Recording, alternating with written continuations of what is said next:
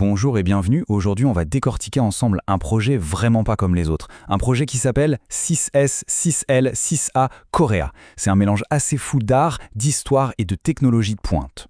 Alors, pour commencer, je vous pose une question qui est en fait au cœur de toute cette initiative.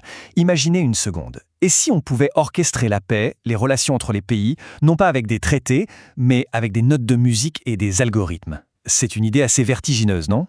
Eh bien, cette idée, ce n'est pas de la science-fiction. C'est le but d'un projet bien réel fondé par le docteur Nabil Chiti. L'objectif, c'est de créer une nouvelle forme de dialogue mondial. Et cette image, elle capture parfaitement cette fusion entre des mondes qu'on n'a pas l'habitude de voir ensemble. Bon, maintenant, rentrons dans le vif du sujet. Pour vraiment piger ce projet, il faut d'abord décrypter ses secrets. Parce que croyez-moi, rien n'a été laissé au hasard. Ni son nom, ni même son heure de lancement. Et voilà nos deux mystères. D'un côté, un lancement calé à 19h19, pile. De l'autre, un nom qui a tout d'une formule secrète. 6S, 6L, 6A. Ce ne sont pas juste des détails, c'est vraiment la clé pour tout comprendre. Alors qu'est-ce que ça peut bien vouloir dire ? Allez, on commence par le nom. Derrière cet acronyme un peu barbare se cache en fait toute la structure du projet. C'est, en quelque sorte, son plan directeur pour faire passer un message à l'échelle de la planète.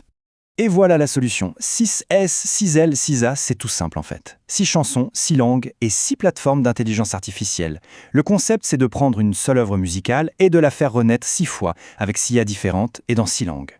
Et attention, le choix des langues est tout sauf anodin.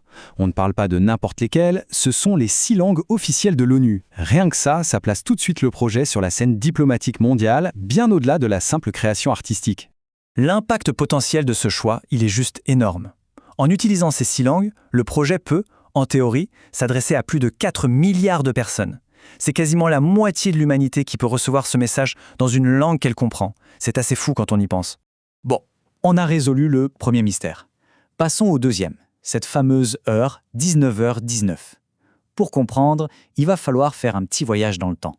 Parce que ce projet, il puise ses racines dans un moment clé de l'histoire de la Corée. Et voilà le point central, 6S, 6L, 6A, Korea. C'est en fait un hommage vibrant au mouvement du 1er mars, le Samiljeol. On est en 1919 et c'est un soulèvement pacifique massif pour l'indépendance de la Corée. Un acte de courage qui a forgé l'identité du pays. Et ce tableau y résume tout.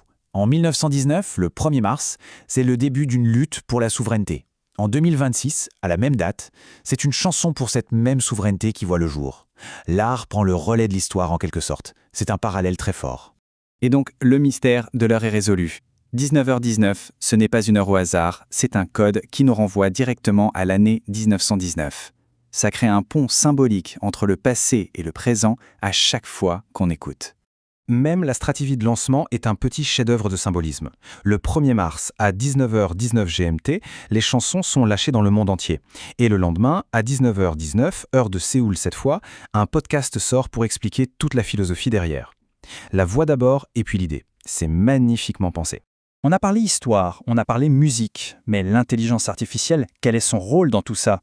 Eh bien ici, l'IA, ce n'est pas juste un outil, elle joue carrément le rôle de messager culturel. Cette citation, elle dit tout. Le vrai défi, ce n'est pas juste de traduire des paroles, c'est de réussir à faire passer une émotion, une intention, tout l'esprit d'une œuvre, d'une culture à une autre. Et pour ça, l'IA est utilisée comme un médiateur, un traducteur d'âme. Alors concrètement, comment ça se passe ? Eh bien, tout part d'une composition originale qui s'appelle « Lumière de Mars ». Ensuite, on met au défi 6 IA différentes de réinterpréter cette chanson dans les 6 langues de l'ONU. Le but, c'est pas d'avoir une traduction mot à mot, mais une vraie récréation qui garde son âme, tout en parlant à chacun. Ok, le concept est magnifique, on est d'accord, mais au-delà de la poésie, est-ce que ça marche ? Quel est l'impact réel de ce projet en tant qu'outil de diplomatie ? Voyons un peu comment il a été noté. Et là, les évaluations sont juste exceptionnelles. Que ce soit sur l'innovation, la profondeur du symbole ou sa capacité à être déployé partout dans le monde, le projet frôle la perfection. Des scores quasi parfaits, c'est quand même rare. Grâce à ces résultats, le projet est carrément devenu un cas d'école de ce qu'on appelle le soft power numérique. C'est l'idée que la culture, l'art, les idées, quand elles sont boostées par la technologie, peuvent avoir autant d'influence et de poids que la diplomatie traditionnelle. Et la note globale finale, elle enfonce le clou.